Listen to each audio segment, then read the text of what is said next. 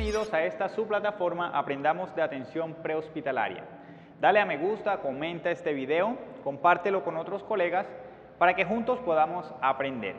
Hoy hablaremos básicamente de cómo calcular o cómo ubicar correctamente el eje cardíaco de una persona.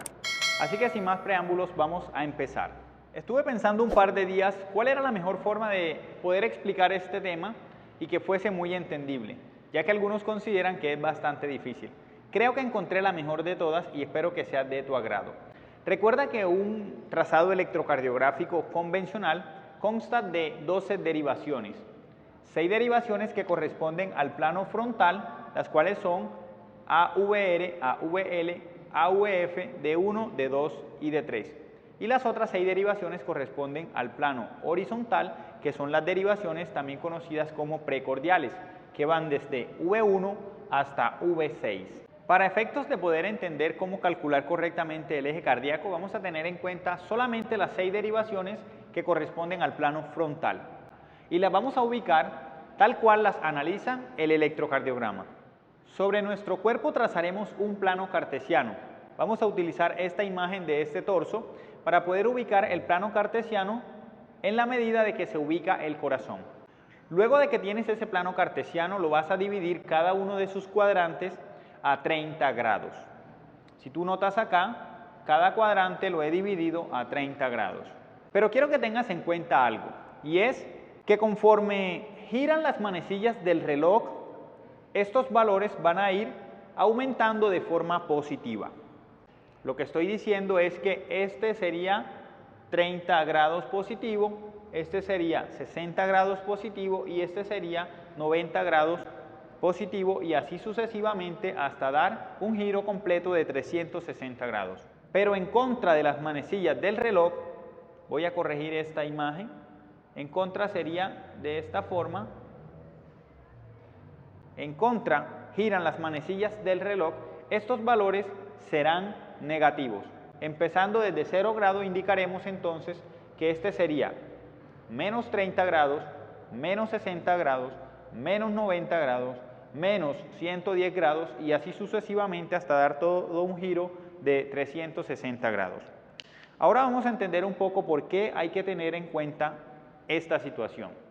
Como te había indicado anteriormente, vamos a tener en cuenta solamente las derivaciones que corresponden al plano frontal y las vamos a ubicar en el plano cartesiano teniendo en cuenta que las derivaciones frontales también se dividen en dos.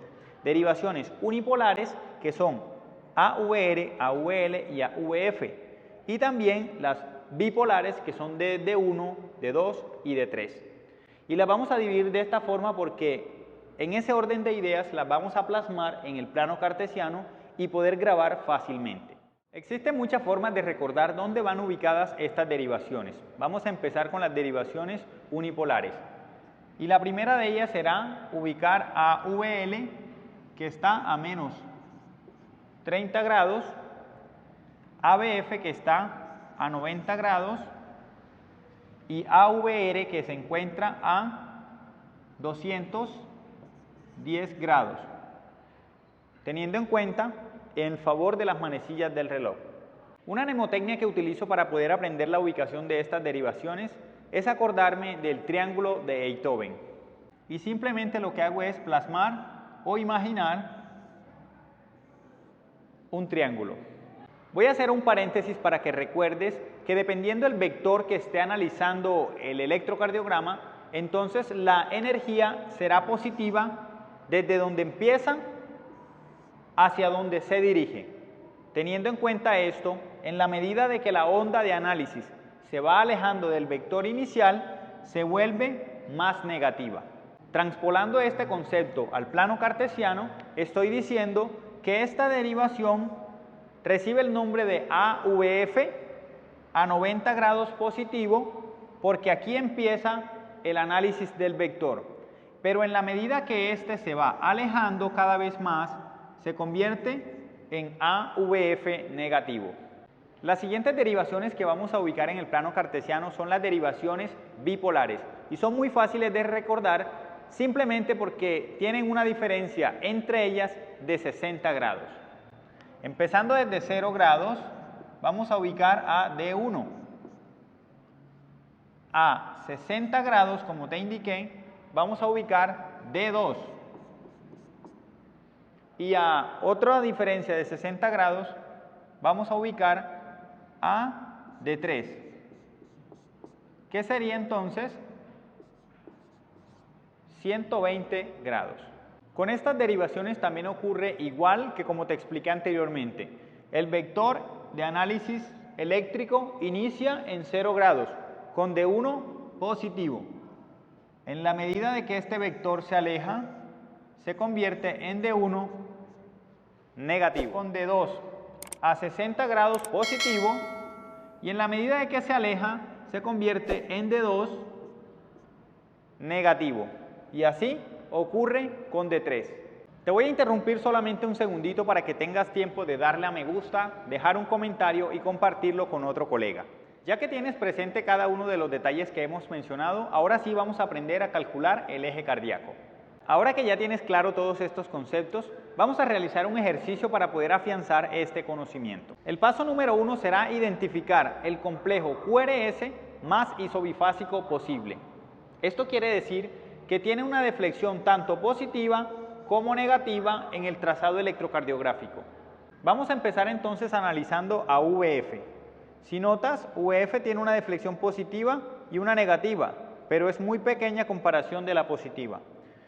Si analizamos ABL, notamos que ocurre exactamente lo mismo. Si analizamos a VR, nos vamos a encontrar de que es predominantemente negativa. Si analizamos D3, vamos a identificar que es predominantemente positiva. Si analizamos D2, notamos que es más positiva que negativa. Y cuando analizamos D1, encontramos que tiene la misma amplitud tanto hacia lo positivo como hacia lo negativo. Por esa razón, acabamos de identificar que D1 es la derivación más isobifásica. El paso número 2 será encontrar su perpendicular. Néstor, ¿qué quiere decir esto? Una perpendicular es una derivación con la que se forma un ángulo de 90 grados. Así que si yo tengo a D1 como derivada inicial, voy a hallar su perpendicular y tendré que encontrar una derivación con la que se forme un ángulo de 90 grados. Viajo hasta 0 o al punto eje, y si me desplazo hacia abajo, se forma un ángulo de 90 grados. O sea que la perpendicular de D1 es ABF.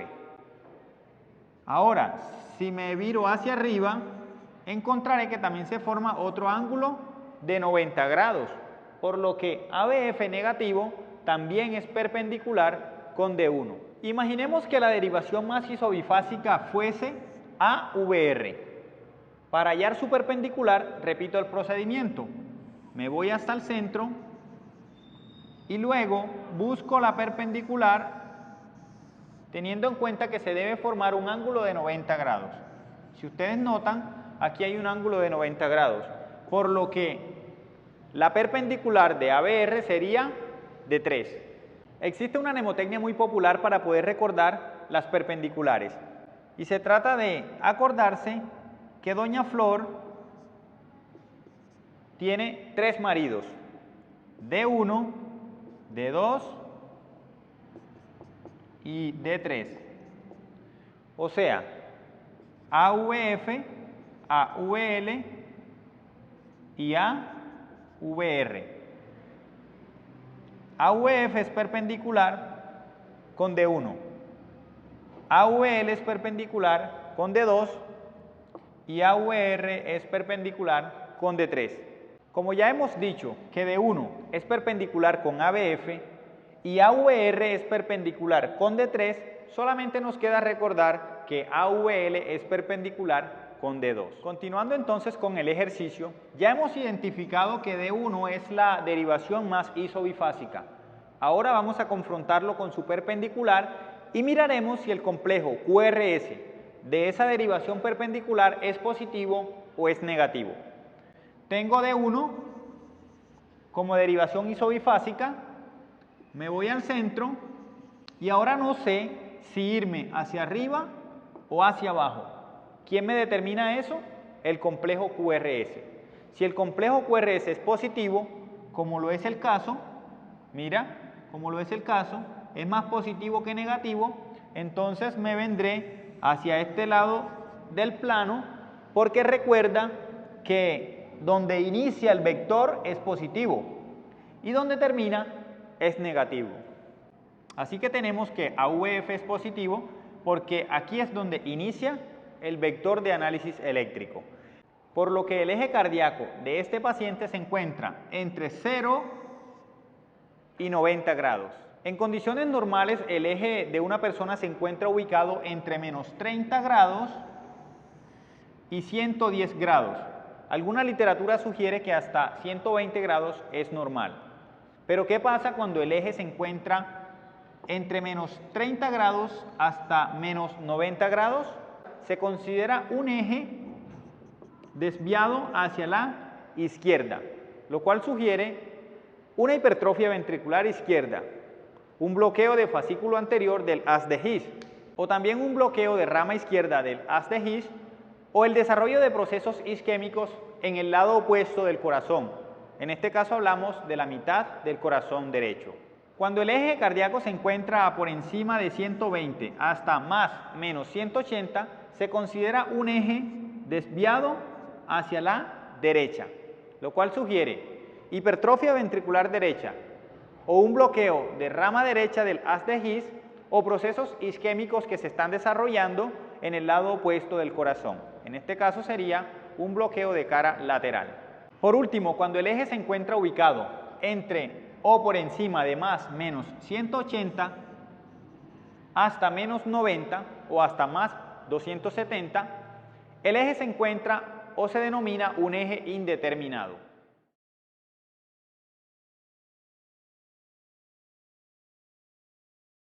Espero que este video haya sido de tu agrado. De ser así, ya sabes, apóyame con tu like, comenta y comparte. Y nada, aprendamos de atención prehospitalaria, la plataforma que en temas de salud te pone al día.